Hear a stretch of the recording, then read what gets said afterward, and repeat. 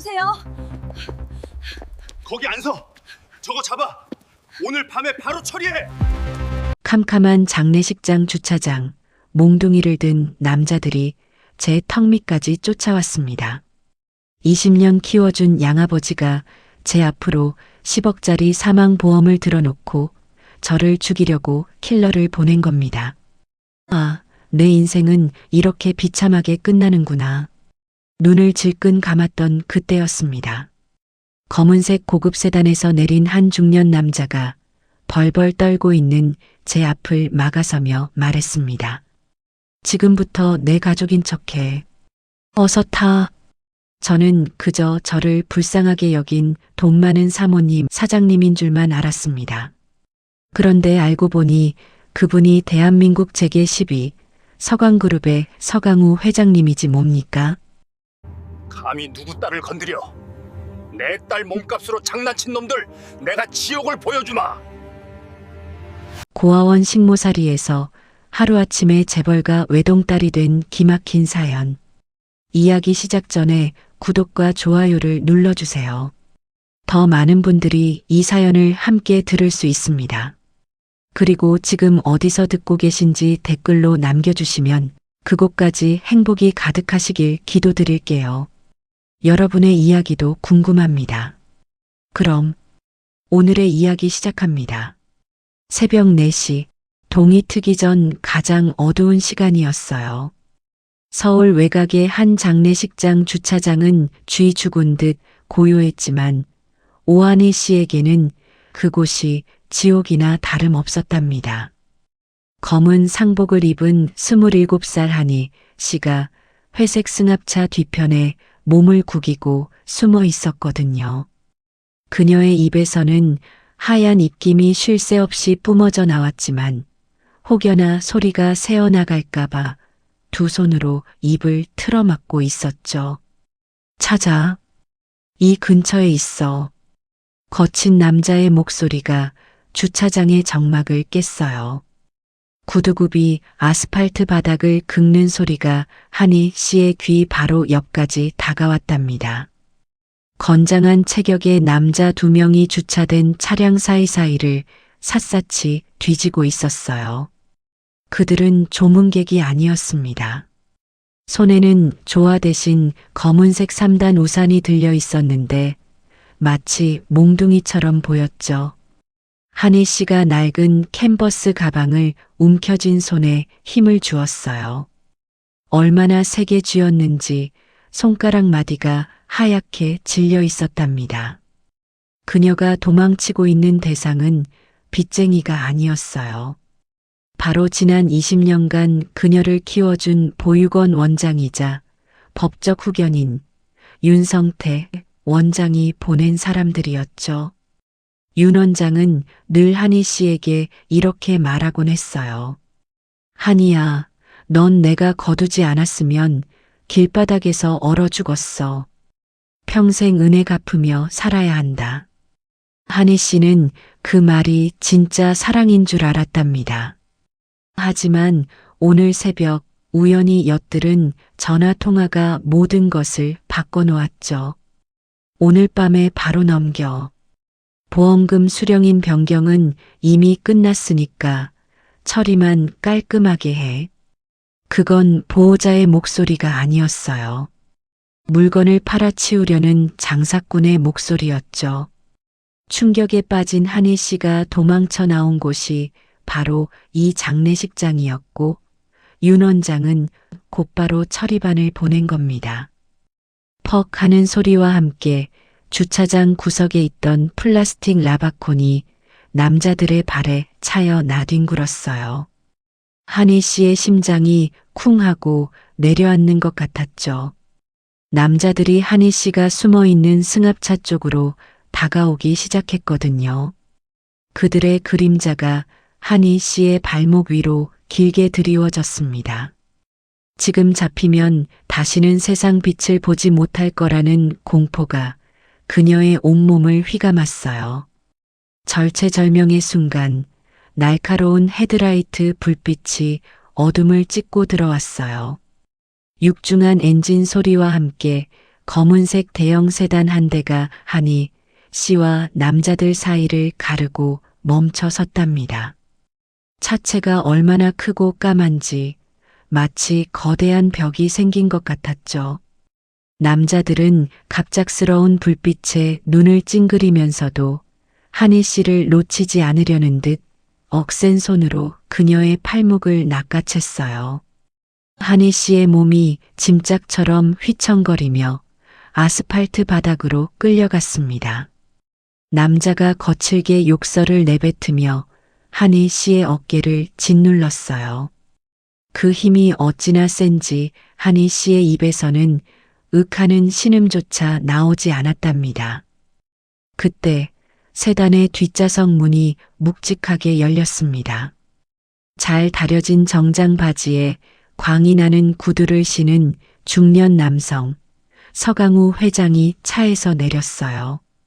그는 상황을 파악하려는 듯 잠시 미간을 찌푸리더니 바닥에 주저앉은 한희 씨와 그녀를 붙잡고 있는 남자들을 번갈아 쳐다보았죠.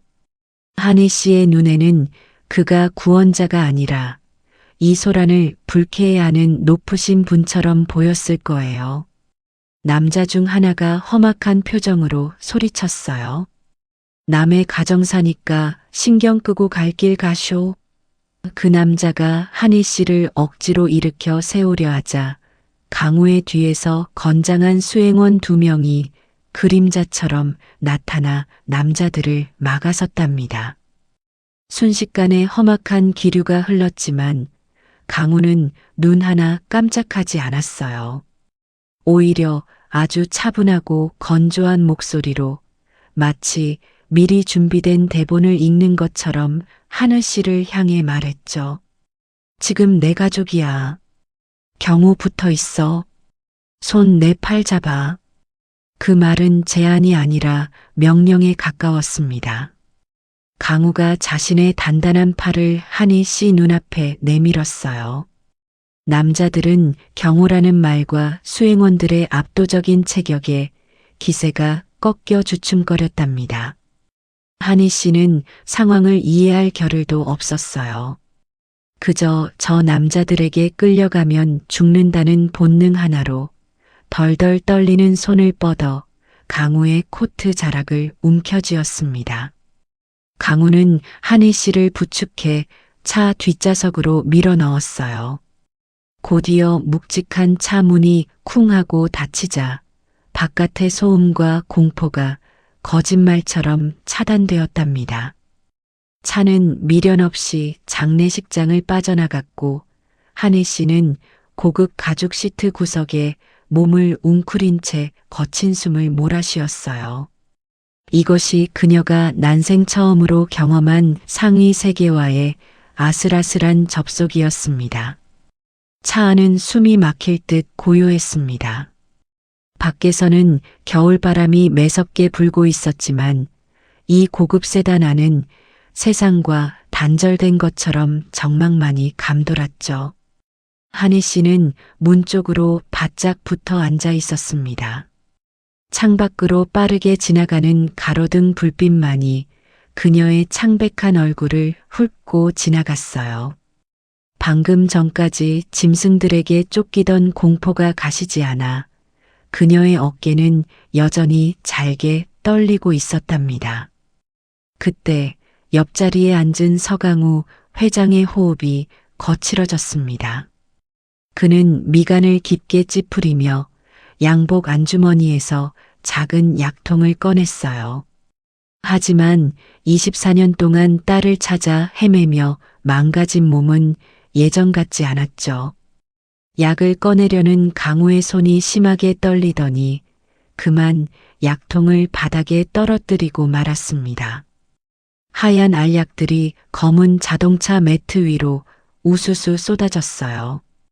강우가 낭패감에 젖어 허리를 굽히려는 찰나였습니다. 구석에 웅크리고 있던 한희 씨가 본능적으로 몸을 움직였어요.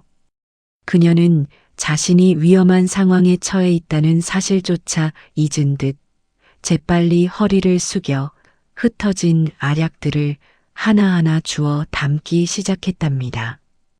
차가 덜컹거릴 때마다 한희 씨의 몸이 강우의 무릎에 살짝 스쳤지만 그녀는 개의치 않고 알약 2알을 골라 강우의 손바닥 위에 조심스럽게 올려놓았어요.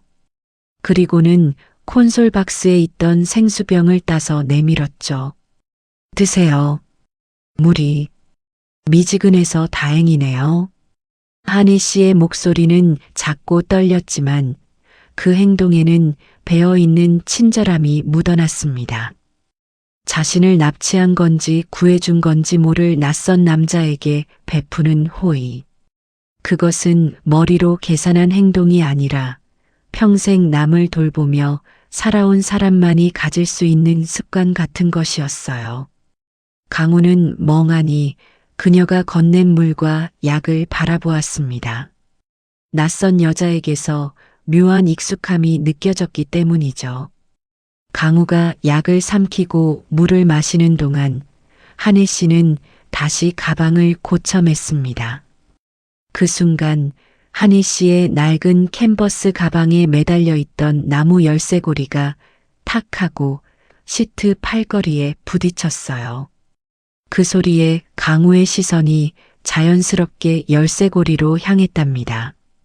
그것은 반으로 쪼개진 별 모양의 나무 조각이었습니다. 세월의 때가 타서 모서리는 둥글게 달아 있었고 표면은 반질반질했죠. 요즘 젊은 아가씨들이 달고 다닐 만한 세련된 물건은 결코 아니었습니다. 강우의 눈동자가 순식간에 흔들리기 시작했어요. 그의 시선은 열쇠고리에 박제된 듯 고정되었고 호흡이 다시금 가빠졌습니다. 강우의 오른쪽 주머니에는 24년 동안 하루도 빼놓지 않고 만지작거렸던 나머지 반쪽짜리 별 조각이 들어 있었으니까요. 그는 떨리는 손을 주머니 깊숙이 찔러 넣었습니다. 손끝에 닿는 거칠고 차가운 나무의 감촉. 그 감촉이 눈앞에 흔들리는 저 낡은 열쇠고리와 정확히 일치한다는 걸 강우는 직감적으로 알 수 있었죠. 하지만 강우는 섣불리 묻지 않았습니다. 지난 24년 동안 수없이 많은 가짜 제보와 사기꾼들에게 속아왔기 때문이에요. 대신 그는 날카로운 눈빛으로 한희 씨의 얼굴을 뜯어보았습니다. 겁에 질려 있으면서도 맑은 눈동자, 긴장하면 아랫입술을 꾹 깨무는 버릇. 그 모습이 기억 속의 아내와 묘하게 겹쳐 보였습니다. 강우가 쉰 목소리를 가다듬으며 툭 하고 질문을 던졌어요. 그 열쇠고리 꽤 오래되어 보이는군. 한희 씨는 자신의 가방을 감싸 안으며 짧게 대답했습니다. 네, 제 유일한 부적 같은 거예요. 부적? 그 한마디에 강우는 주머니 속의 반쪽을 더욱 꽉 움켜쥐었습니다. 나무 조각의 모서리가 손바닥을 찔러왔지만 그는 아픔조차 느끼지 못했죠. 차는 어느새 도심을 벗어나 한적한 숲길로 들어서고 있었습니다. 강우는 차창 밖을 내다보며 생각했어요. 이 아이가 진짜일까? 아니면 나를 무너뜨리기 위해 신이 보낸 마지막 형벌일까? 차 안에는 다시 무거운 침묵이 내려앉았지만 공기의 무게는 아까와는 완전히 달라져 있었습니다. 두 사람 사이에는 보이지 않는 팽팽한 끈이 연결되기 시작했으니까요. 거대한 철제 대문이 둔탁한 기계음을 내며 양옆으로 열렸습니다. 서강우 회장의 저택은 산 중턱에 자리 잡고 있어 마치 요새처럼 보였어요. 높은 담벼락 위에는 감시 카메라가 붉은 눈을 번뜩이며 돌아가고 있었고 정원 곳곳에는 검은 양복을 입은 경호원들이 조각상처럼 서 있었답니다. 그 광경을 차창 너머로 바라보는 한혜 씨의 눈동자가 심하게 흔들렸어요. 그녀에게 이곳은 안전한 피난처가 아니라 그저 더 비싸고 화려한 감옥으로 보일 뿐이었으니까요. 차가 현관 앞에 멈춰 서자 강우가 먼저 내리며 짧게 턱짓을 했습니다. 내려. 당분간 여기서 지내. 한희 씨는 캔버스 가방을 품에 꼭 안은 채 차에서 내렸습니다. 발밑에 닿는 대리석 바닥은 차갑고 단단했어요. 현관으로 들어서자마자 압도적인 층고와 화려한 샹들리에가 눈에 들어왔지만 집 안에는 온기라고는 전혀 느껴지지 않았답니다. 마치 사람이 사는 집이 아니라 잘 꾸며진 모델하우스 같았죠. 강우는 한희 씨를 2층 복도 끝방으로 안내했습니다. 필요한 건 다 있어. 문단속 잘하고 웬만하면 나오지 마. 강우의 말투는 딱딱했습니다. 그는 한혜 씨를 보호하기 위해 한 말이었지만 평생 통제받으며 살아온 한혜 씨의 귀에는 감금선언처럼 들렸을 겁니다. 강우가 방을 나가고 문이 닫히는 소리가 복도에 크게 울렸어요. 한혜 씨는 그 자리에 못 박힌 듯 서서 닫힌 문을 노려보았습니다. 문고리를 잡은 그녀의 손이 하얗게 질려 있었죠. 돌려볼까? 잠겨 있을까? 확인하고 싶은 마음과 확인했을 때 닥쳐올 절망감이 그녀의 머릿속에서 치열하게 싸우고 있었답니다. 그때 한혜 씨의 주머니 속에서 휴대전화가 짧고 격렬하게 진동했습니다. 적막한 방 안에서 들리는 진동 소리는 마치 폭탄 타이머 소리처럼 위협적이었어요. 한희 씨는 흠칫 놀라며 뒷걸음질 쳤습니다. 전화를 건 사람은 저장되지 않은 번호였지만 그녀는 직감적으로 누구인지 알 수 있었어요. 윤성태 원장이었습니다. 떨리는 손으로 화면을 켜자 장문의 메시지가 화면을 가득 채웠습니다. 메시지 창에는 한희 씨가 도망칠 때 두고 온 보육원 동생 7살 민지의 사진이 첨부되어 있었어요. 민지는 겁에 질린 표정으로 밥을 굶고 구석에 앉아 있었습니다. 은혜를 원수로 갚아? 내가 도망가면 남은 애들은 어떻게 될 것 같니? 민지가 오늘 저녁은 굶겠구나. 당장 위치 찍어. 한희 씨의 숨이 턱 막혀왔습니다. 휴대전화를 쥔 손이 주체할 수 없이 떨리기 시작했어요. 윤 원장은 한희 씨의 약점을 정확하게 알고 있었던 겁니다. 자신은 도망쳤지만 시설에 남겨진 아이들은 인질이나 다름없었으니까요. 한희 씨는 입술을 피가 날 정도로 꽉 깨물었습니다. 당장이라도 뛰쳐나가야 한다는 생각에 그녀가 방문을 벌컥 열어젖혔습니다. 하지만 문 밖에는 이미 건장한 경호원 한 명이 문지기처럼 서 있었어요. 그는 무표정한 얼굴로 한희 씨를 내려다보며 말했죠. 회장님 지시입니다. 방 안에서 대기해 주십시오. 한희 씨는 절망적인 표정으로 다시 방으로 뒷걸음질 쳤습니다. 문이 다시 굳게 닫혔어요. 이곳은 안전가옥이 아니라 완벽한 사육장이었습니다. 한희 씨는 침대 구석에 주저앉아 무릎에 얼굴을 파묻었습니다.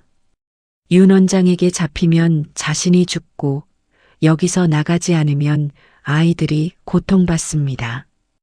이러지도 저러지도 못하는 상황 속에서 그녀의 손톱이 허벅지를 파고들었어요. 한편 1층 서재에서는 강우가 심각한 표정으로 비서에게 보고를 받고 있었습니다.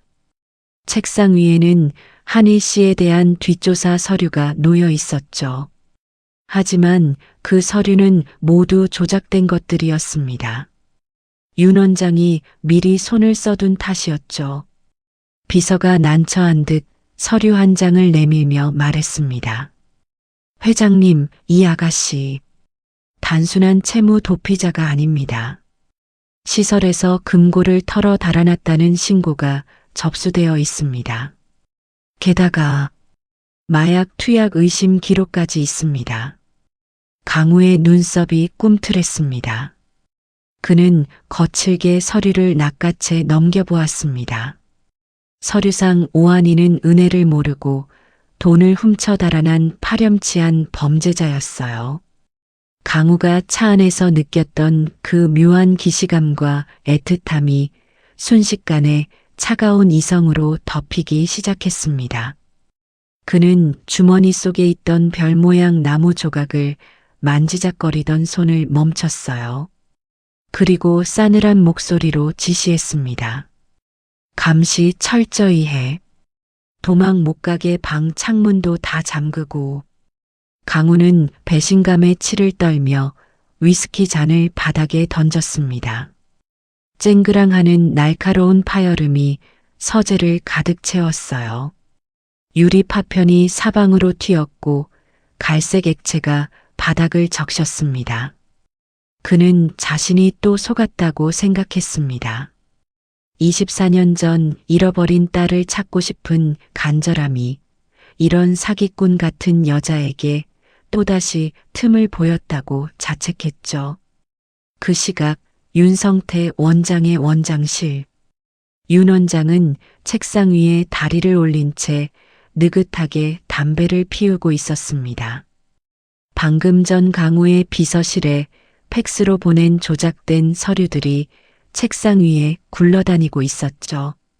그는 한혜 씨가 도망친 것이 오히려 기회가 될 수 있다고 계산했습니다. 단순히 잡아오는 것보다 그녀를 범죄자로 만들어 사회적으로 매장시키면 입을 막기가 더 쉬울 테니까요. 윤 원장이 부하 직원에게 전화를 걸었습니다. 그의 목소리는 뱀처럼 비릿하고 끈적거렸어요. 경찰서장한테 전화 넣어. 우리 시설 출신 아이가 거액을 훔쳐서 튀었다고. 수배 전단지 쫙 뿌려. 잡히면 다리 하나는 못 쓰게 만들어야 다시는 도망 안 가지. 전화를 끄는 윤 원장은 휴대전화 화면에 뜬 한혜 씨의 사진을 보며 비열하게 웃었습니다. 그리고 엄지손가락으로 화면 속 한혜 씨의 얼굴을 꾹 눌러지시겼죠. 다시 강우의 저택, 한혜 씨의 방.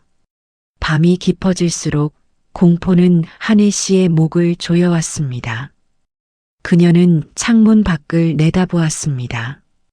2층이었지만 아래는 가시나무가 우거진 화단이었고 그 너머에는 경호원들이 순찰을 돌고 있었어요.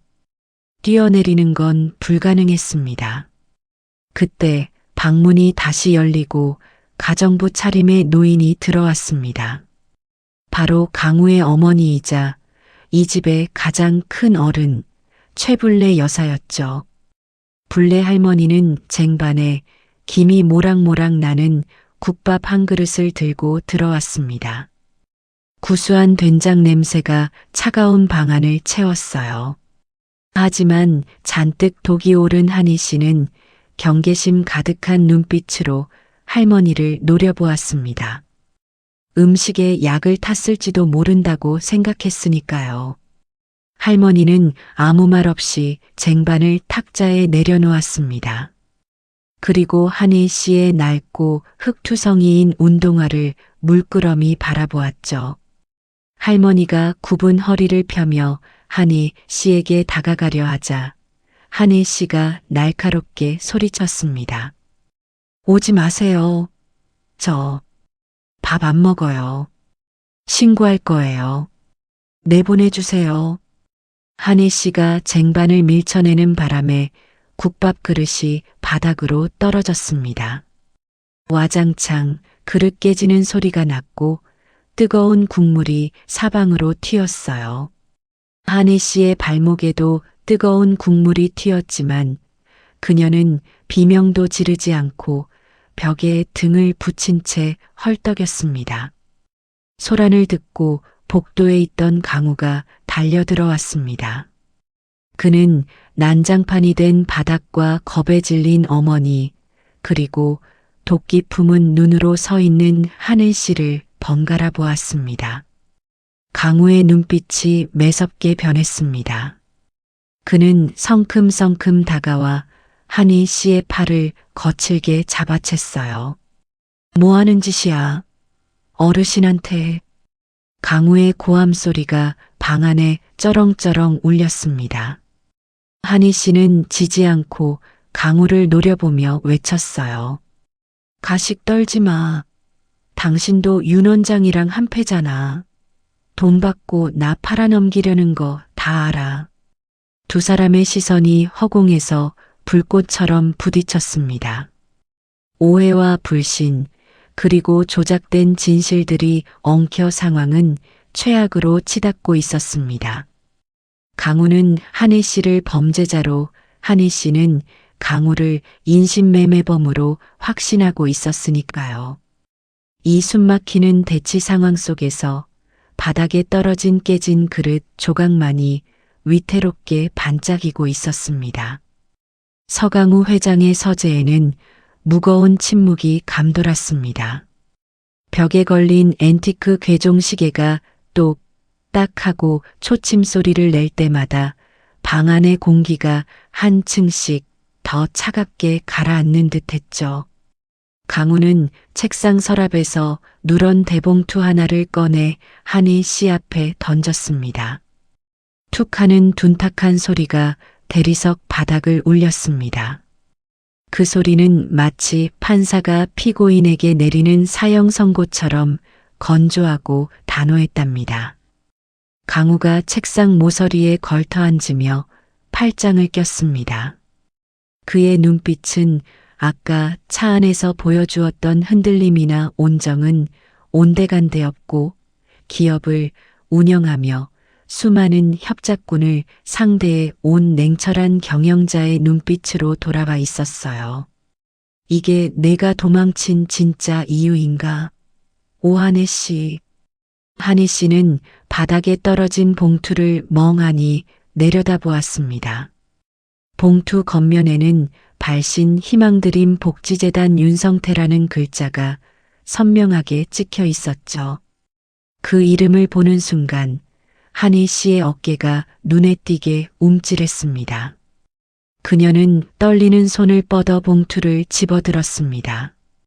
종이의 모서리가 손가락을 베일 듯 날카로웠어요.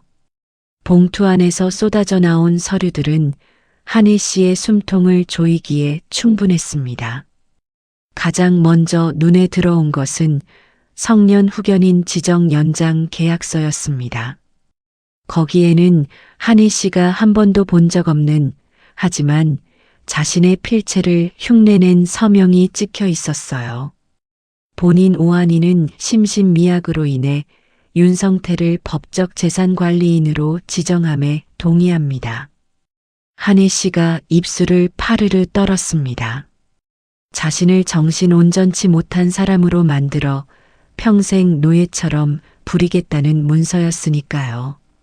하지만 그 뒤에 나온 서류는 더 끔찍했습니다. 생명보험증서. 수익자는 전액 윤성태로 되어 있었고 사망 시 수령액은 5억 원이었습니다. 가입 날짜는 불과 일주일 전이었죠. 한희 씨의 시선이 보험증권의 약관 조항에 머물렀습니다. 상해 및 실종 시에도 100% 지급. 그녀의 머릿속에서 아까 장례식장 주차장의 상황이 파노라마처럼 스쳐 지나갔습니다. 검은 우산을 든 남자들, 무자비한 추격. 그들은 그녀를 잡아가려던 게 아니었습니다. 실종이나 사고사로 위장해 보험금을 타내기 위한 사냥꾼들이었던 겁니다. 한희 씨가 비틀거리며 책상을 짚었습니다. 속이 메스꺼워 헛구역질이 올라왔어요. 하지만 강우는 그녀의 충격을 들켜서 당황한 범죄자의 반응으로 해석했습니다.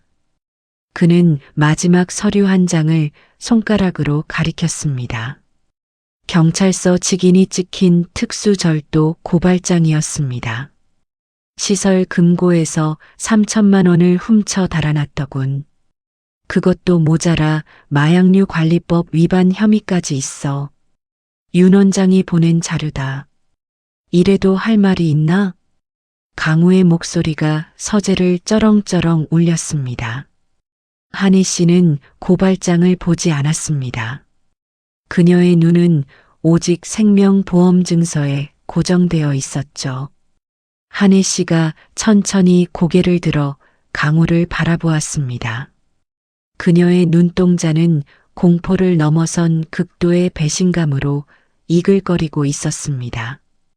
그녀의 눈에는 강우 역시 윤성태와 내통하여 자신의 목숨값을 흥정하러 온 공범으로 보였을 뿐입니다. 당신, 다 알고 있었구나. 한희 씨가 쉰 목소리로 중얼거렸습니다. 강우가 미간을 찌푸리며 되물었죠. 뭐? 이 서류를 가지고 있다는 건 그 사람한테 받았다는 거잖아. 당신도 한통 속이야. 내 목숨가 반반 나누기로 했어요? 5억이면 당신 같은 사람한텐 푼돈일 텐데. 한희 씨가 소리를 지르며 책상 위에 있던 크리스털 문진을 집어들었습니다. 그녀는 더 이상 이성적인 판단을 할 수 없는 상태였어요. 강우에게 던지려는 듯 문진을 높이 치켜들었지만 차마 던지지는 못하고 옆에 있던 장식장 유리를 향해 내리찍었습니다. 와장창 두꺼운 유리가 박살나며 파편이 사방으로 튀었습니다. 강우가 반사적으로 얼굴을 가리며 뒤로 물러섰습니다. 이봐, 진정해. 무슨 짓이야? 한희 씨는 그 틈을 타 서재 문을 향해 질주했습니다. 맨발에 유리 조각이 박혔지만 고통조차 느끼지 못하는 듯 했습니다. 그녀가 문고리를 잡아 돌리며 문을 열어젖혔습니다. 하지만 문 밖에는 이미 거구의 경호 실장이 버티고 서 있었죠. 한희 씨가 경호 실장의 가슴을 밀치고 빠져나가려 했지만 바위처럼 단단한 몸은 꿈쩍도 하지 않았습니다. 오히려 경호 실장이 한희 씨의 양팔을 뒤로 꺾어 제압했습니다. 이거 나 놓으라고. 죽기 싫어. 살려줘. 한희 씨는 짐승처럼 울부짖으며 몸부림쳤습니다. 그녀의 발버둥에 복도에 놓여있던 화분이 쓰러져 깨졌고 흙이 바닥에 흩뿌려졌습니다. 강우가 씩씩거리며 서재에서 걸어 나왔습니다. 그의 넥타이는 비뚤어져 있었고 이마에는 핏대까지 서 있었죠. 그는 경호 실장에게 잡혀있는 한희 씨를 보며 차갑게 명령했습니다.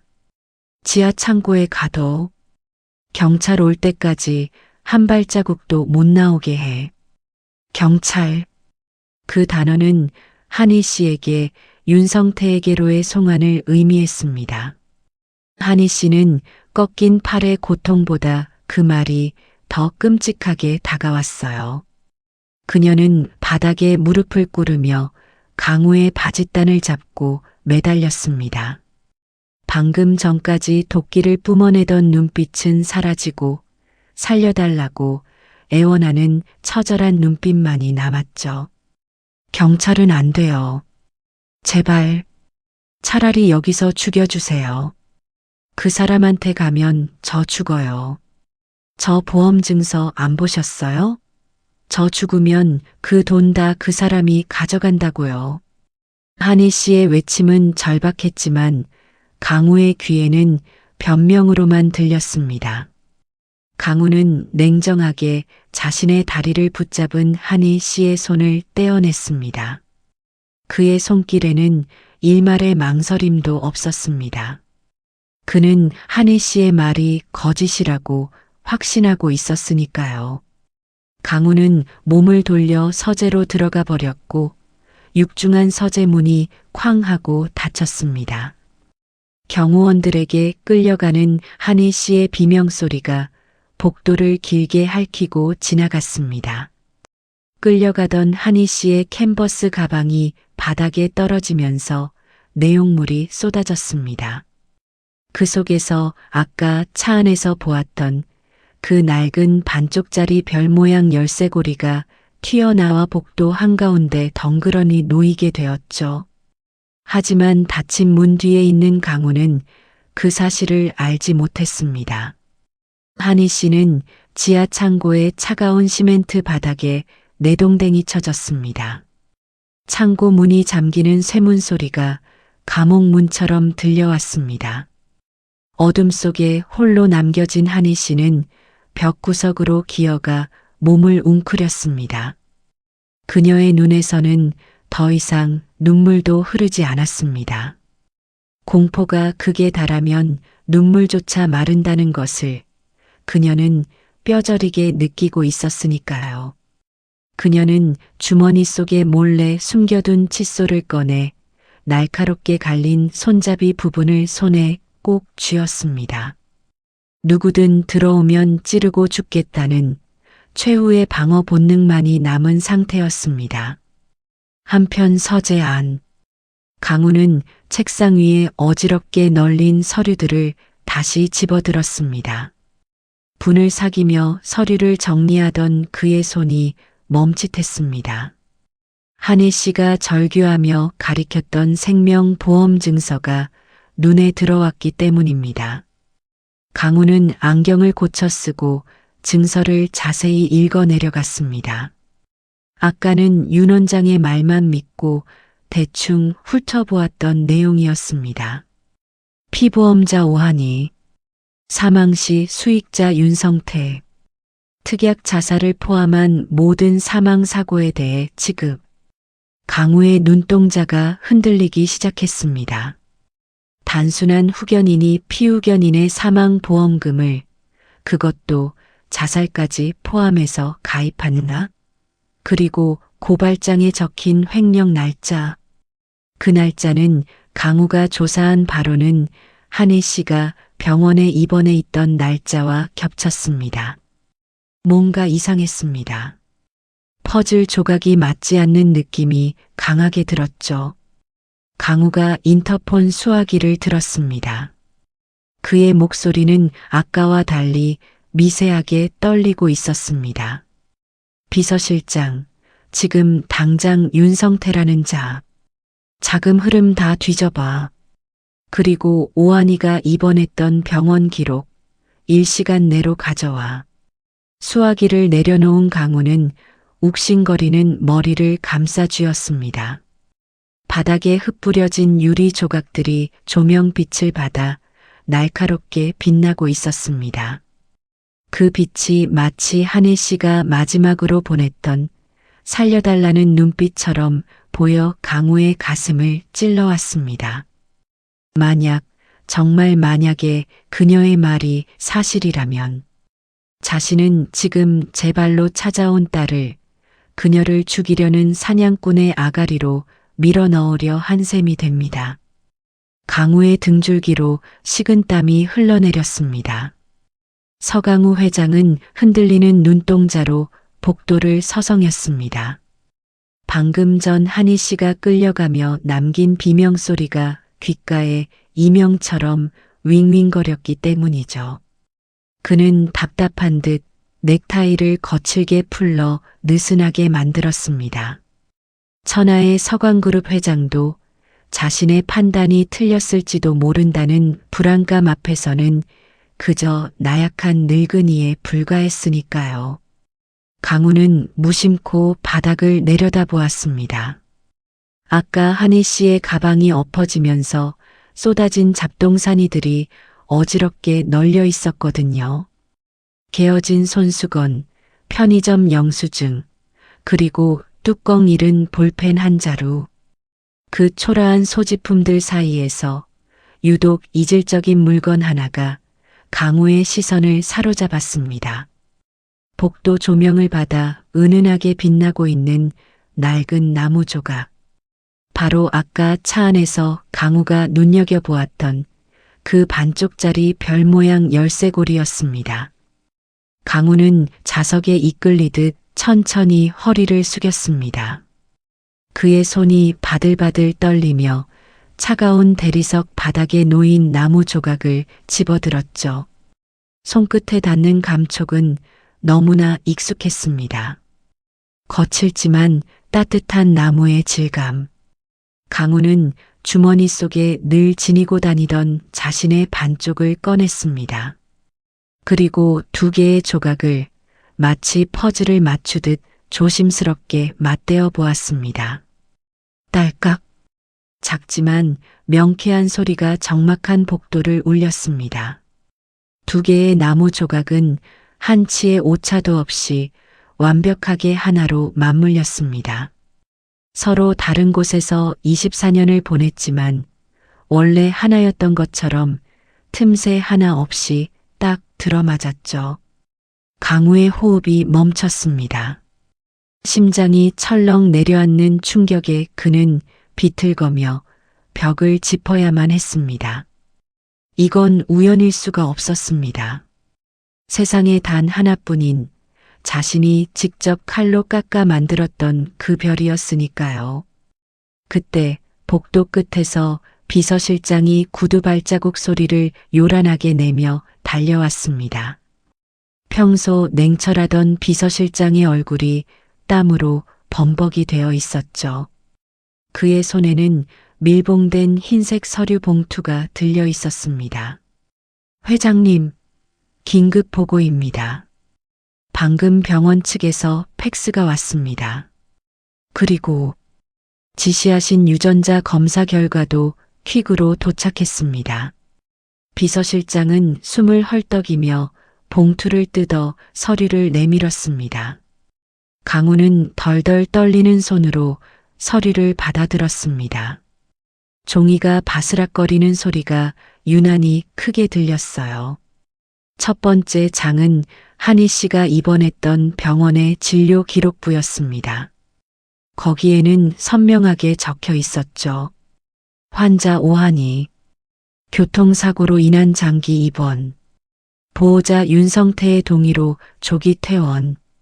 사고 날짜는 강우가 딸을 찾기 위해 탐정을 풀었던 그 시기와 정확히 일치했습니다. 윤 원장이 한희 씨를 숨기기 위해 사고를 위장해 병원에 가둬두었던 겁니다. 그리고 두 번째 장, 서울대병원 유전자 연구소에서 보내온 친자 확인 결과지였습니다. 강우의 시선이 종이의 맨 아래 붉은 글씨로 인쇄된 결과란에 박혔습니다. 서강우 -5한이 친자관계 성립 일치율 99.99%. 강우의 눈에서 초점이 사라졌습니다. 다리에 힘이 풀린 그는 그 자리에 털썩 주저앉고 말았습니다. 손에 들린 종이가 팔랑거며 바닥으로 떨어졌습니다. 99.99%. 이 숫자가 의미하는 건 단 하나였습니다.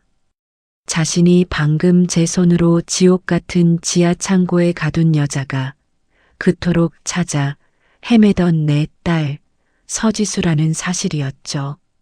강우는 자신의 손을 내려다보았습니다.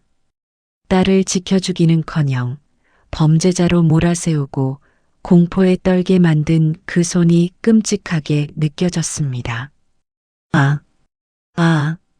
강우의 입에서 짐승의 신음 같은 탄식이 터져나왔습니다. 그는 바닥을 주먹으로 내리쳤습니다. 자신이 너무나 한심하고 원망스러웠으니까요. 하지만 지금은 자책하고 있을 시간이 없었습니다. 1분 1초가 급했습니다. 강우가 벌떡 일어났습니다. 그의 눈빛은 방금 전의 혼란을 지우고 무서운 기세로 타오르기 시작했습니다. 그는 비서실장에게 소리쳤습니다. 열쇠 줘. 당장. 강우는 비서실장의 대답도 기다리지 않고 지하실 열쇠 꾸러미를 낚아채듯 빼앗았습니다. 그리고 계단을 향해 미친 사람처럼 달리기 시작했습니다.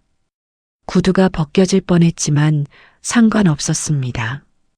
그는 계단을 2칸, 3칸씩 뛰어내려갔습니다. 지하실로 향하는 철문 앞에 도착했을 때 강우의 숨은 턱 끝까지 차올라 있었죠. 지하 창고 앞은 냉기가 감돌았습니다. 강우는 떨리는 손으로 열쇠 구멍을 찾았습니다. 열쇠가 잘 맞지 않아 철그럭거리는 금속음이 신경을 긁어댔습니다. 마침내 철컥하고 잠금 장치가 풀렸고 강우는 무거운 철문을 잇는 힘껏 잡아당겼습니다. 끼익 녹슨 경첩이 비명을 지르며 문이 열렸습니다. 창고 안은 칠흑 같은 어둠이었습니다. 복도의 빛이 안으로 쏟아지자 구석에 웅크리고 있던 한희 씨의 모습이 드러났습니다.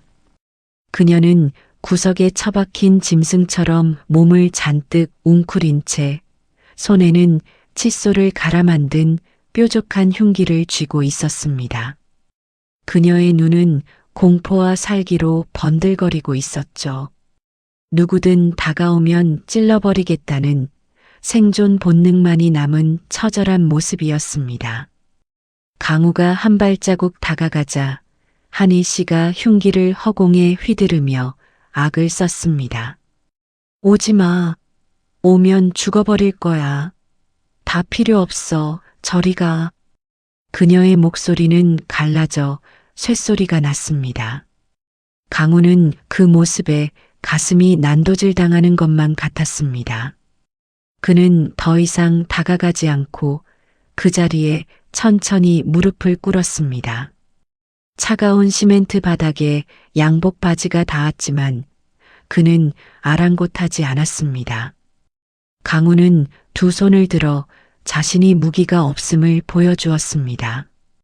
그리고 주머니에서 아까 맞춘 하나가 된 별 모양 열쇠고리를 꺼내 바닥에 내려놓았습니다. 그 옆에 구겨진 유전자 검사 결과지도 함께 놓았죠. 그리고 바닥에 엎드리듯 고개를 숙였습니다. 천하의 서 회장이 일개 도망자 앞에서 가장 낮은 자세를 취한 것입니다. 지수야, 내가 늦었다. 아비가 너무 늦었어. 한희 씨의 동작이 멈췄습니다. 지수, 그것은 아주 어릴 적 꿈속에서나 듣던 자신의 진짜 이름이었습니다.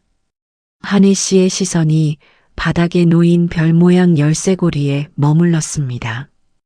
완벽하게 합쳐진 별. 그것은 윤성태가 주워온 싸구려라고 비웃으며 쓰레기통에 버리려 했던, 하지만 한희 씨가 목숨처럼 지켜왔던 유일한 보물이었습니다. 그 반쪽이 눈앞에 이 남자에게 있었습니다. 한희 씨가 칫솔을 쥔 손을 떨구었습니다. 그녀는 믿을 수 없다는 듯 뒷걸음질 치며 벽에 등을 기대었습니다. 다리가 후들거려 서 있을 수가 없었죠. 강우가 고개를 들었습니다. 그의 눈에는 24년 동안 말라버렸던 눈물이 그렁그렁 고여 있었습니다. 그는 바닥을 기어가듯 한희 씨에게 조금 더 다가갔습니다. 그리고 목이 메어 잘 나오지 않는 목소리로, 하지만 또렷하게 말했습니다. 3번 놓쳤다. 24년 동안 널 3번이나 눈앞에서 놓쳤어. 내가 4번째면 난 끝이야. 더는 못 살아. 그 말은 단순한 회한이 아니었습니다. 딸을 잃은 아버지가 겪어온 지옥 같은 세월에 대한 고백이었습니다.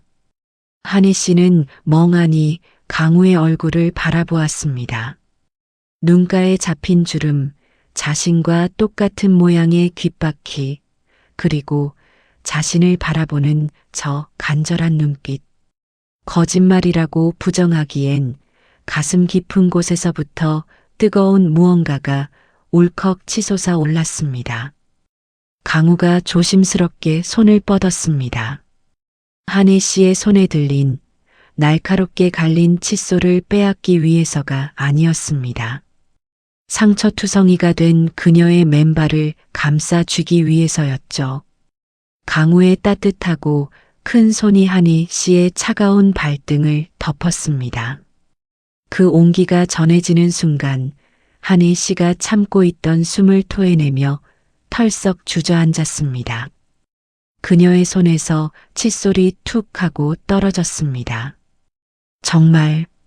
정말 우리 아빠예요? 나 팔아넘기는 거 아니죠? 나 안 죽여요? 어린아이 같은 한희 씨의 물음에 강우는 고개를 세차게 저으며 한희 씨를 와락 끌어안았습니다.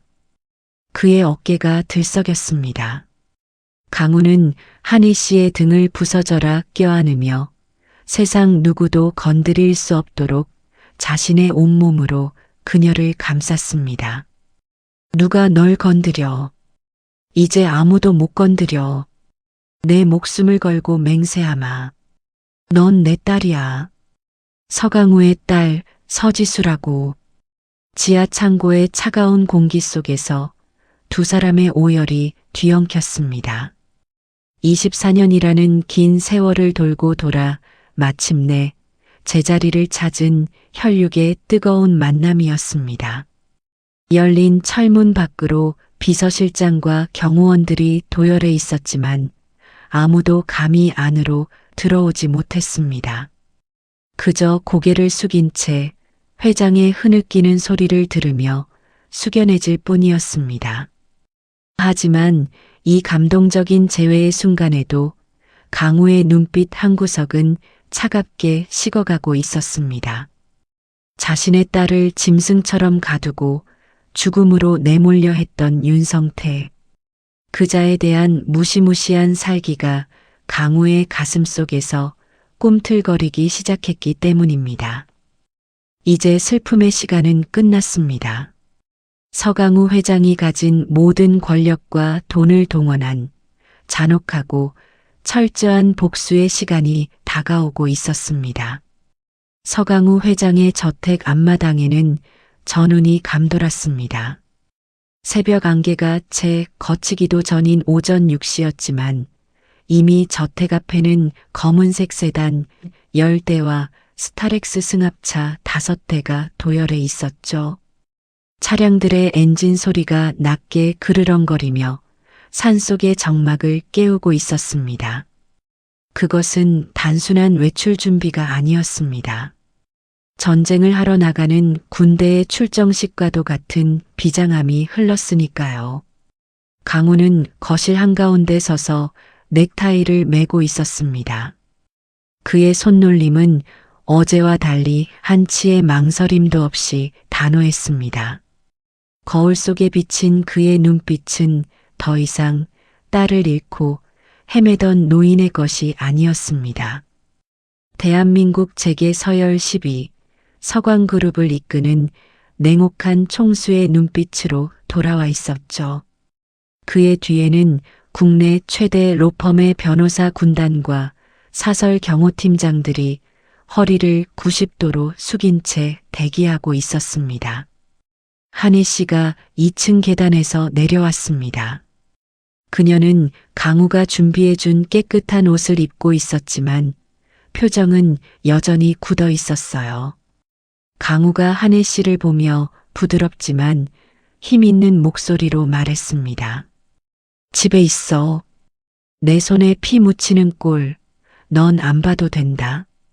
오늘부로 그놈 인생, 법적으로나 사회적으로나 완전히 매장시킬 거니까. 하지만 한희 씨는 고개를 저었습니다. 그녀는 주먹을 꽉 쥐고 강우의 앞으로 걸어 나왔습니다. 그리고 또렷한 목소리로 조건을 제시했죠. 아니요, 저도 가요. 그리고 부탁이 있어요. 그 사람 잡기 전에 시설에 있는 아이들부터 빼내주세요. 민지랑 애들, 그 사람이 인질로 잡고 있어요. 애들부터 안전한 곳으로 옮겨주겠다고 약속해요. 강우는 딸의 단단한 눈빛을 바라보았습니다. 지옥 같은 곳에서 살아남은 생존자의 눈빛이자 약한 자들을 지키려는 보호자의 눈빛이었죠. 강우는 말없이 고개를 끄덕였습니다. 그리고 비서실장에게 손짓했습니다. 들었지? 이 팀은 후문으로 진입해서 아이들부터 확보해. 털끝 하나라도 다치면 너희들 목이 날아갈 줄 알아. 오전 9시 희망드림 복지재단 이사장실. 윤성태 원장은 느긋하게 모닝커피를 마시며 인터넷 뱅킹 화면을 보고 있었습니다. 화면에는 한희 씨 앞으로 들어놓은 생명보험금 예상 수령액이 떠 있었죠. 그는 콧노래를 흥얼거리며 계산기를 두드리고 있었습니다. 한희가 도망쳤지만 어차피 갈 곳 없는 고아였습니다. 잡아와서 사고사로 위장하든 아니면 실종 처리를 하든 돈은 제 손에 들어오게 되어 있었으니까요. 그때였습니다. 쾅 하는 굉음과 함께 원장실의 육중한 문이 박살나며 떨어져 나갔습니다. 윤 원장이 깜짝 놀라 커피잔을 놓쳤습니다. 뜨거운 커피가 바지에 쏟아졌지만 그는 뜨거움을 느낄 새도 없었습니다. 검은 양복을 입은 사내들이 파도처럼 밀려 들어왔기 때문입니다. 그들은 윤 원장의 비명을 지를 틈도 주지 않고 책상 위를 덮쳤습니다. 뭐야? 너희들 누구야? 여기 어딘 줄 알고 들어와. 윤 원장이 꾀꾀거리며 소리쳤지만 경호원들은 그를 짐짝처럼 들어 올려 소파에 처박았습니다. 그리고 뒤이어 서강우 회장이 천천히 걸어 들어왔습니다. 그의 구두굽 소리가 깨진 문짝 위를 밟으며 또각또각 울렸습니다. 강우의 뒤로는 경찰청 광역수사대 형사들이 수갑을 흔들며 따라 들어왔죠. 윤 원장은 강우의 얼굴을 보자마자 사색이 되었습니다. 그는 본능적으로 바닥에 무릎을 꿇으며 비굴한 웃음을 지어 보였습니다. 아이고, 회장님. 아니, 여길 직접 오해십니다. 한이가 훔쳐간 돈 때문에 오셨습니까? 제가 그년 잡아서 교육을 단단히 시키려고. 짝! 말이 끝나기도 전에 강우의 손이 윤 원장의 뺨을 후려갈겼습니다. 어찌나 세게 때렸는지 윤 원장의 몸이 바닥으로 나뒹굴었고 입안이 터져 피가 튀었습니다. 강우는 바닥에 쓰러진 윤 원장의 멱살을 잡고 거칠게 일으켜 세웠습니다. 그리고 품 안에서 구겨진 종이 뭉치를 꺼내 윤 원장의 얼굴에 집어 던졌습니다. 바로 한혜 씨 앞으로 들어놓은 10억 원짜리 생명보험증서 사본들이었습니다. 종이들이 눈처럼 흩날리며 윤 원장의 머리 위로 떨어져 내렸습니다. 교육? 내 딸 목숨값으로 10억을 걸어놓고 교육이라고? 내 딸. 그 한마디에 윤 원장의 눈동자가 지진이 난 듯 흔들렸습니다. 그는 덜덜 떨리는 입술로 중얼거렸습니다. 딸이라뇨? 한이는 고아입니다. 제가 쓰레기통 옆에서 주워온. 강우가 윤 원장의 넥타이를 잡아 조이며 으르렁거렸습니다. 그래, 내 놈이 유괴해서 24년 동안 감금하고 착취했던 그 아이가 바로 서광그룹 외동딸 서지수다. 내 놈이 감히 누구 핏줄에 빨대를 꽂았는지 이제야 감이 오나? 그 순간 창문 밖에서 아이들의 울음소리와 함성소리가 들려왔습니다. 윤 원장이 필사적으로 고개를 돌려 창밖을 내다보았습니다. 운동장에는 강우가 보낸 경호팀이 보육원 건물에서 아이들을 데리고 나오고 있었습니다.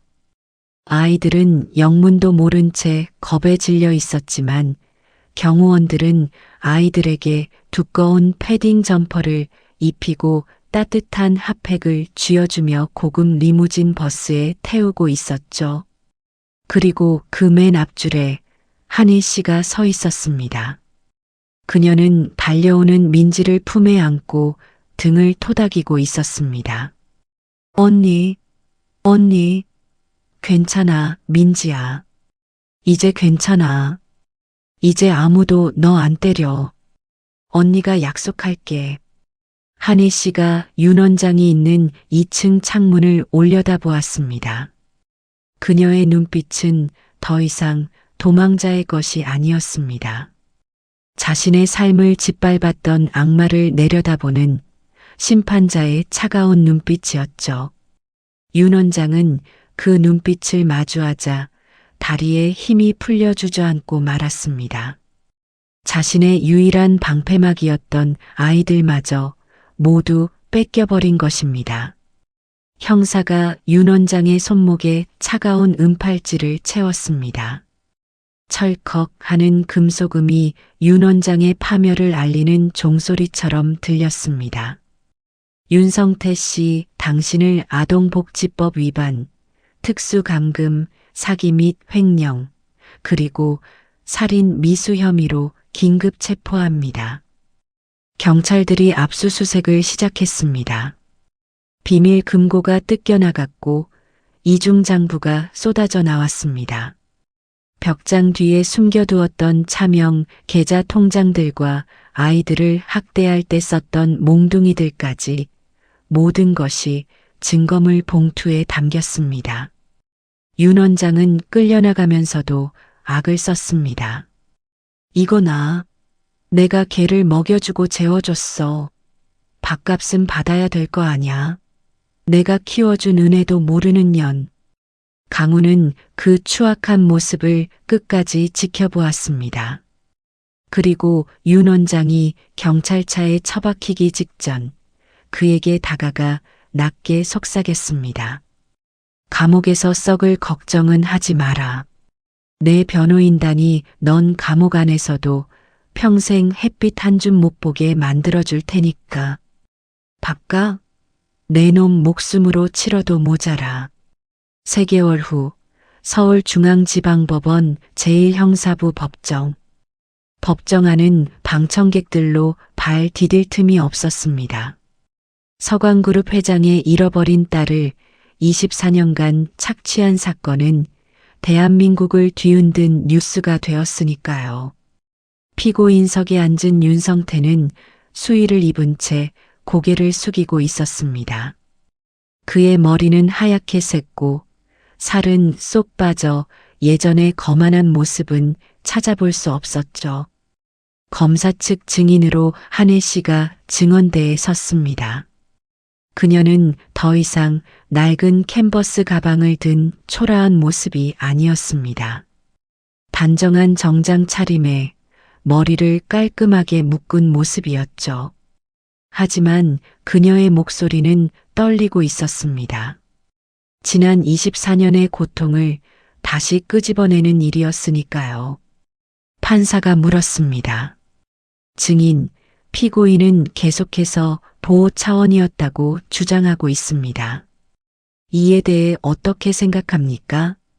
한희 씨는 심호흡을 한 번 하고 피고인석의 윤성태를 똑바로 응시했습니다. 그리고 마이크 앞에 바짝 다가가 말했습니다. 보호가 아니라 사육이었습니다. 그는 우리를 움직이는 통장이라고 불렀습니다. 제가 아플 때 그는 병원에 데려가는 대신 보험금을 계산했습니다. 그는 제 아버지가 아니라 제 인생을 갉아먹은 기생충이었습니다. 법정 안에 장내 술렁임이 일었습니다. 방청석에 앉아있던 강우는 눈을 감고 주먹을 꽉 쥐었습니다. 딸의 입에서 나온 처절한 증언이 그의 가슴을 또 한 번 후벼 팠기 때문입니다. 마침내 선고의 시간이 다가왔습니다. 판사가 판결문을 집어들었습니다. 종이 넘기는 소리만 들릴 정도로 법정 안은 고요했습니다. 윤성태는 마지막 희망을 품고 판사의 입을 쳐다보았습니다.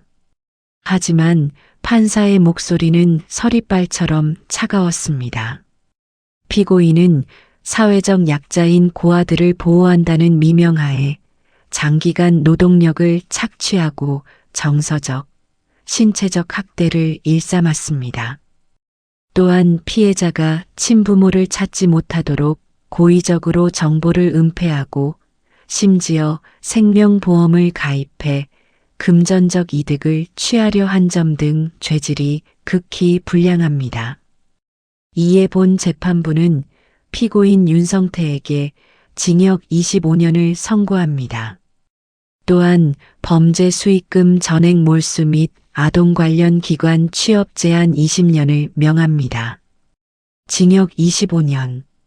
지금 윤성태의 나이를 고려하면 사실상 종신형이나 다름없었습니다. 법정 안에서 박수가 터져 나왔습니다. 윤성태는 다리에 힘이 풀려 의자에서 미끄러져 내렸습니다. 교도관들이 양쪽에서 그의 팔을 잡아 끌어 일으켰습니다. 그가 끌려나가며 뒤를 돌아보았지만 한혜 씨는 그를 쳐다보지도 않았습니다.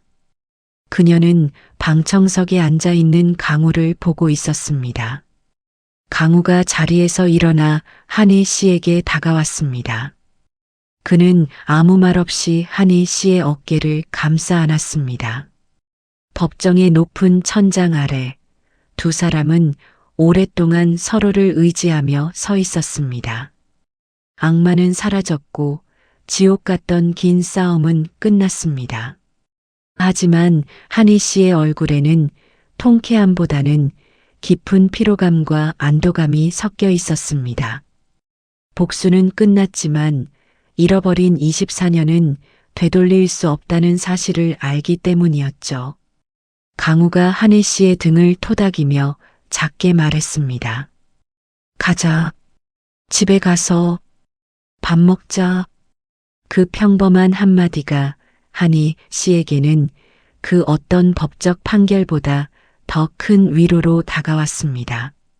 한희 씨는 비로소 참았던 눈물을 터뜨리며 고개를 끄덕였습니다. 법원 밖으로 나가는 두 사람의 뒷모습 위로 따사로운 오후의 햇살이 쏟아져 내렸습니다. 법원에서의 치열했던 전투가 끝나고 계절이 두 번이나 바뀌었습니다. 그토록 매섭게 몰아치던 겨울바람은 어느새 자취를 감췄고 서강우 회장의 저택 정원에는 연산홍이 붉게 피어올랐습니다. 과거에는 그저 차갑고 거대한 요새처럼만 보였던 이 집에도 비로소 사람 사는 온기가 스며들기 시작했죠. 저녁 6시, 해가 뉘엿뉘엿 넘어갈 무렵이면 이 거대한 저택의 부엌에서는 구수한 냄새가 피어오릅니다. 화려한 스테이크나 비싼 코스 요리 냄새가 아닙니다. 바로 보리를 섞어 푹 끓인 누룽지의 구수한 향기입니다. 지난 24년 동안 잃어버린 손녀를 기다리며 매일같이 불공을 들였던 최분내 할머니가 이제는 돌아온 손녀를 위해 직접 솥단지 앞에 앉아 불을 조절하며 만들어내는 냄새였죠. 부엌의 창문이 열려 있었기에 정원에 물을 주던 강우의 코끝에도 그 냄새가 닿았습니다. 강우는 물호스를 내려놓고 잠시 그 향기를 들이마셨습니다. 그 구수한 밤 냄새가 수천억 원짜리 계약서보다 더 마음을 든든하게 채워준다는 걸 예전에는 미처 알지 못했답니다. 강우가 흙 묻은 장화를 털고 현관으로 들어서자 거실 소파에 앉아 책을 읽고 있던 지수한이가 고개를 들었습니다. 지수의 모습은 몰라보게 편안해져 있었습니다. 경계심으로 가득 차 늘 주위를 두리번거리던 눈동자는 이제 호수처럼 차분하게 가라앉아 있었고 낡은 캔버스 가방 대신 무릎 위에는 부드러운 담요가 덮여 있었죠. 무엇보다 달라진 건 그녀의 얼굴에 살짝 오른 혈색이었습니다. 늘 창백하고 마르기만 했던 볼에 복숭아빛 생기가 돌고 있었으니까요. 오셨어요? 지수가 책을 덮으며 짧게 인사를 건넸습니다. 예전 같았으면 눈치를 보며 주눅든 목소리로 말했을 테지만 지금은 아주 자연스러운 딸이 퇴근한 아버지를 맞는 평범한 톤이었습니다.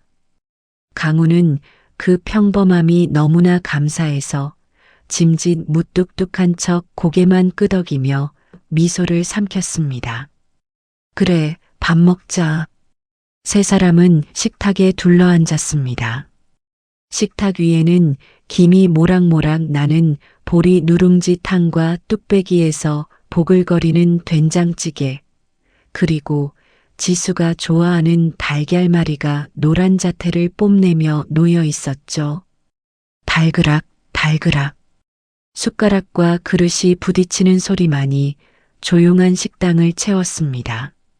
하지만 그 침묵은 예전처럼 숨막히는 침묵이 아니었습니다.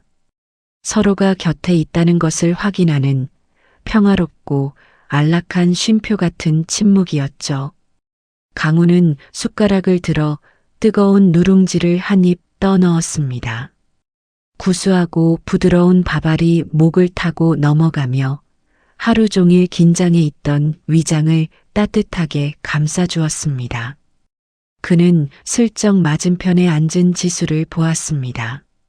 지수는 뜨거운 것을 잘 못 먹는지 숟가락을 입에 대고 호호 불어가며 조심스럽게 먹고 있었어요. 그 모습이 어릴 적 아내가 밥을 먹던 모습과 너무나 닮아서 강우의 눈가가 시큰해졌습니다. 그때 불례 할머니가 떨리는 손으로 생선 가시를 발라내어 지수의 숟가락 위에 척 얹어주었습니다. 하얀 조기 살점이었습니다. 할머니는 아무 말도 하지 않았지만 그 행동에는 100마디 말보다 더 깊은 사랑이 담겨 있었습니다. 많이 먹어라. 내 새끼, 그동안 굶은 거 다 채우려면 아직 멀었다. 지수는 숟가락 위에 놓인 생선살을 물끄러미 바라보다가 입안 가득 밥을 밀어 넣었습니다. 오물오물 씹는 지수의 볼이 다람쥐처럼 불룩해졌습니다. 목이 메어오는지 꿀꺽 삼키는 소리가 유난히 크게 들렸지만 지수는 울지 않고 씩씩하게 밥그릇을 비워냈습니다. 식사를 마친 후 세 사람은 거실로 자리를 옮겼습니다. 거실 한쪽 벽면 가장 잘 보이는 곳에는 24년 전과는 다른 새로운 액자가 하나 걸려 있었습니다. 금으로 된 화려한 액자가 아니었습니다. 투명한 유리관 안에 반으로 쪼개졌다가 다시 하나로 합쳐진 별 모양 나무 열쇠고리가 소중하게 모셔져 있었죠. 접합 부분에는 미세한 금이 가 있었지만 그래서 더 아름다워 보였습니다. 떨어져 있던 세월의 흉터가 이제는 서로를 단단하게 붙잡아주는 결속의 증거가 되었으니까요. 강우는 차를 마시며 그 액자를 바라보았습니다. 매일 밤 악몽에 시달리며 저 별 조각을 만지작거렸던 날들이 이제는 까마득한 전생처럼 느껴졌습니다. 지수 역시 찻잔을 들고 액자를 바라보고 있었습니다. 그녀에게 저 별은 더 이상 춥고 배고픈 밤을 버티게 해주는 부적이 아니었습니다. 언제든 돌아올 수 있는 집, 나를 기다려주는 가족이 있다는 이정표였습니다. 지수가 자리에서 일어나 외투를 챙겨 입었습니다. 오늘은 그녀가 늦깎이 대학생으로 검정고시 학원에 등록하러 가는 날이었습니다. 잃어버린 20대를 되찾기 위한 첫걸음이었죠. 현관 앞에 선 지수가 신발을 신으며 멈칫했습니다. 예전 시설에 있을 때는 나갈 때마다 어디 가냐, 언제 오냐, 딴짓하지 말라는 감시와 폭언을 들어야 했습니다. 하지만 지금은 달랐습니다. 강우와 할머니는 그저 소파에 앉아 흐뭇한 눈으로 그녀의 뒷모습을 지켜보고 있을 뿐이었습니다. 지수는 현관문을 열고 밖으로 나갔습니다. 신선한 밤 공기가 그녀의 폐부 깊숙이 들어왔습니다. 자유의 냄새였습니다. 그녀는 문득 뒤를 돌아보았습니다. 저택의 거실 창문으로 새어나오는 노란 불빛이 참 따뜻해 보였습니다. 그 불빛이 마치 등대처럼 어두운 밤길을 걸어도 길을 잃지 않게 지켜줄 것만 같았습니다. 지수는 휴대전화를 꺼내 들었습니다. 그리고 저장된 번호 중 가장 위에 있는 아버지라는 이름에게 메시지를 보냈습니다. 아직은 입 밖으로 내뱉기 쑥스러운 그 단어. 하지만 손가락으로는 꾹꾹 눌러 담을 수 있는 진심이었습니다. 아버지, 다녀오겠습니다. 떡볶이 사올게요. 거실에 있던 강우의 휴대전화가 짧게 진동했습니다. 화면을 확인한 강우의 입가에 옅은 미소가 번졌습니다. 다녀오겠습니다. 그 평범한 말이 이토록 가슴 벅찬 말인 줄은 미처 몰랐습니다. 돌아오겠다는 약속이니까요. 이 집이 이제 그녀의 진짜 집이라는 선언이니까요. 강우는 휴대전화 화면을 어루만지며 작게 혼잣말을 했습니다. 그래, 조심히 다녀오거라. 문 열어놓고 기다리마. 강우는 안경을 벗고 눈가를 훔쳤습니다.